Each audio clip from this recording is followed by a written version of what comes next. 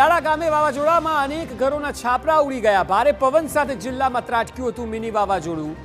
ભયાનક વાવાઝોડાના દ્રશ્યો કેમેરામાં કેદ થયા છે। જાનહાનિ કે ઈજા ટળી, પરંતુ મકાનોને વ્યાપક નુકસાન થતું જોવા મળી રહ્યું છે।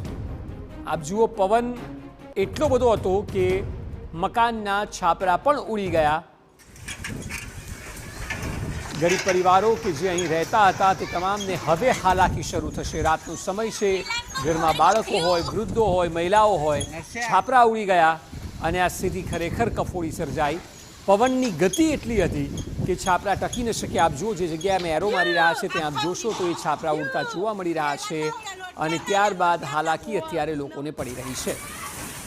મહત્વનું છે કે મે મહિનામાં અચાનક વાતાવરણમાં પલટો આવ્યો અને ન માત્ર પવન પરંતુ ધૂળ સાથેનો પવન હતો, એટલે કંઈ પણ દેખાય તે શક્ય નહોતું અને એ સ્થિતિમાં પતરા પણ ઉડી ગયા।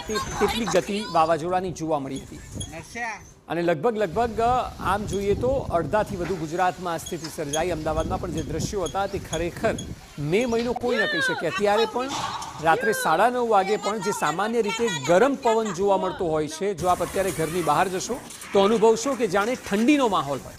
એટલે મે મહિનામાં 5 મે સામાન્ય રીતે આ પ્રકારની સ્થિતિ ક્યારેય ન હોય, પરંતુ વાતાવરણ બદલાયું અને તેને કારણે અલગ અલગ શહેરોની વાત કરવામાં આવે તો